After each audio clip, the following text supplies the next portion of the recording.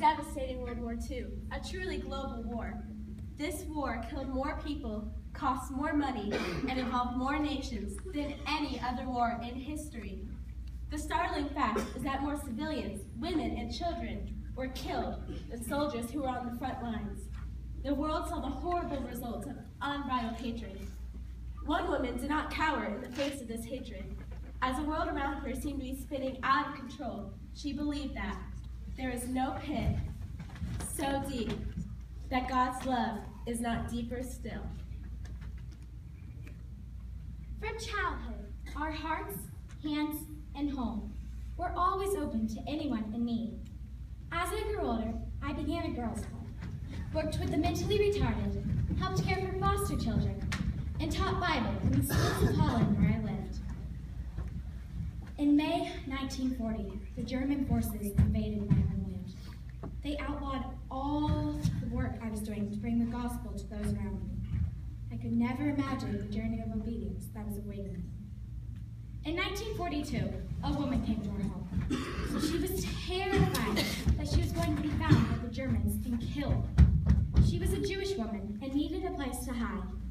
My father believed the words of the Old Testament, that the Jews are God's chosen people. In this household, God's people are always welcome. That was the beginning of my family's activity with the Dutch underground.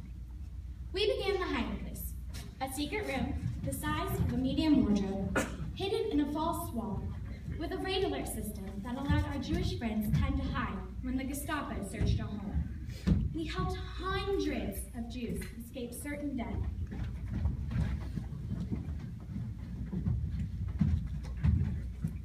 Before we ourselves were taken by the Germans, we were arrested and taken to different Nazi prison camps.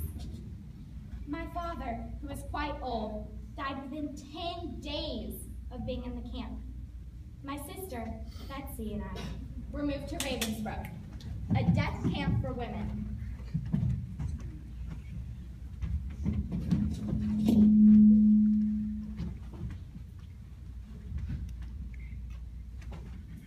Even in the crowded, rat-filled, unheated buildings with little food and cruel, abusive guards, we lovingly reached out to the women.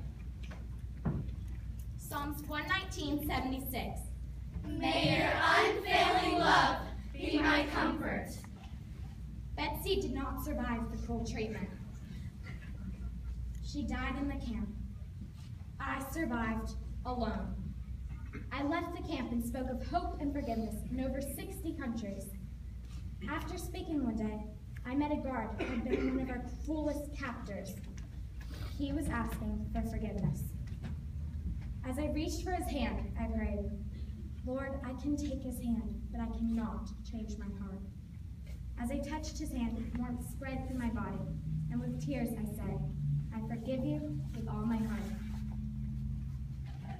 Many say the message of forgiveness I shared after leaving the camp impacted the world healing from forgiveness, or tragedy, as much as my family's fight to rescue hundreds of Jews. I am Corrie Ten Boom.